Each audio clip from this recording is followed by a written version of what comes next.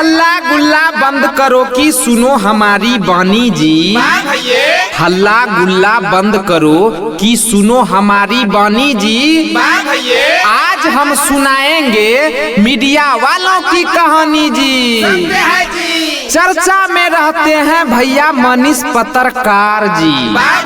चर्चा में रहते हैं भैया मनीष पत्रकार जी। किसी से थोड़ा भी नहीं डरते हैं, लगता है सुधार के मानेंगे बिहार जी।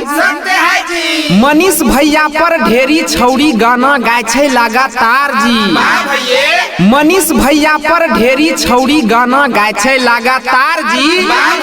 एके गो मनीष कश्यप काय गो छौड़ी बनते भतार जी। डॉक्टर इंजीनियर नेता सबके करे छे रेलाई जी।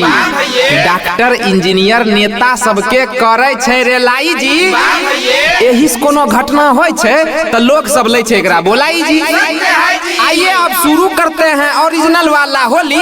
आइए अब शुरू करते हैं ओरिजिनल वाला होली। कोई रंग आबे साया साड़ी, कोई रंग आबे चोली, बोलो होई रा सारा दादा जोगी जी सारा दादा सारा दादा।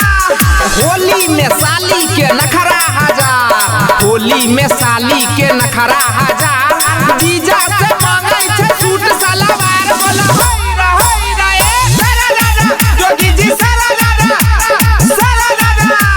होली में जीजा भी रहे छे तैयार, होली में जीजा भी रहे छे तैयार। साली से होली खेले छे यार पार, बोलो होई रा सारा दादा जोगी जी सारा दादा सारा दादा। लाल किला ताजमहल नामी हो भाई, लाल किला ताजमहल नामी हो भाई। भौजी के साया साड़ी दामी हो भाई, बोलो होई रा सारा दादा जोगी जी सारा दादा सारा दादा। होली में सब अपन साली पटा, होली में सब अपन साली पटा। भर